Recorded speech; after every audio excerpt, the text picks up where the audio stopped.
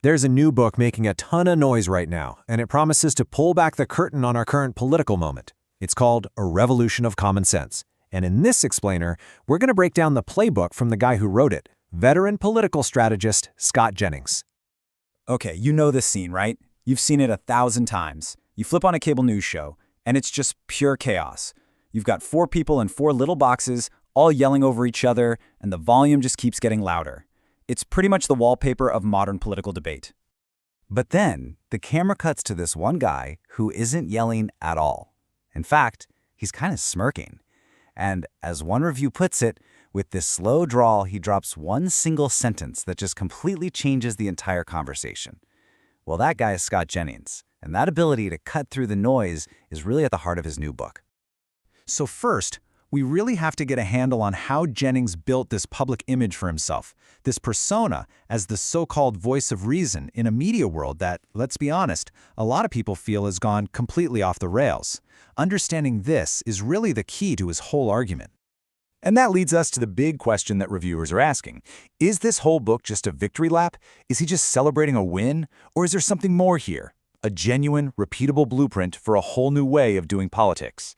That's what we're here to figure out. To really get the book's argument, you first have to understand the author. So who exactly is Scott Jennings? And, where's he coming from with all this? Well, he is not your typical, loud, fire-breathing pundit. This guy is a serious insider. He was a top strategist for one of the most powerful politicians around, Mitch McConnell. But on TV, he kind of carved out this niche for himself as the black sheep on CNN, right? He was the conservative guy who could take apart an argument with a quiet smirk instead of a loud shout. Okay, now let's get into the book's main idea. It's a simple but honestly pretty provocative thesis that Jennings calls the common sense revolution.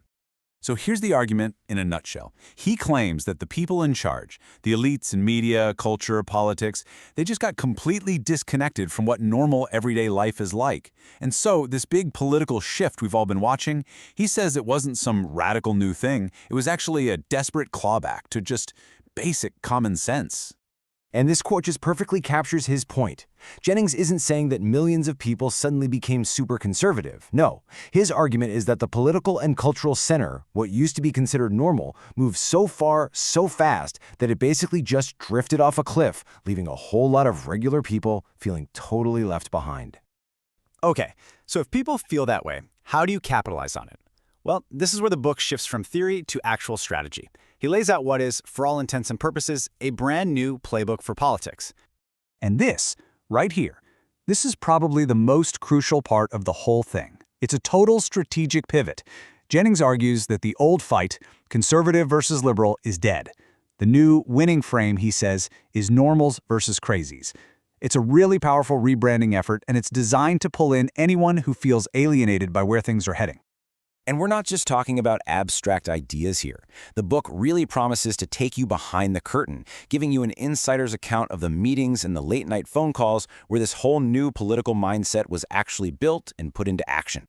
He describes this fundamental change in how the game is played. That old idea of a team of rivals, bringing in different viewpoints, gone.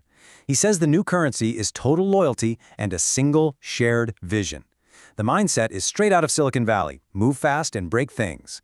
And it's all in service of this bigger goal he calls the restoration of sanity. So after he lays out this whole strategy, what's the final verdict? What are the critics saying? And is this book something you absolutely have to read to understand what's happening today?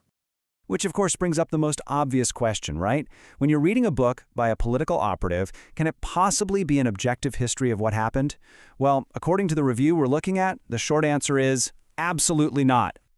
The analysis is pretty straightforward here. Look, this book is not an unbiased, neutral history lesson. It's a partisan document, for sure, written from a very specific point of view. But, and this is a really important but, it is considered an absolutely essential guide to understanding the mindset of a very powerful political movement. It's a snapshot of how a winning team thinks. So the final judgment is basically this. Whether you agree with Scott Jennings or you think he's completely wrong, this book is required reading. Why? Because it explains the why behind the strategy better than almost any outsider could ever hope to.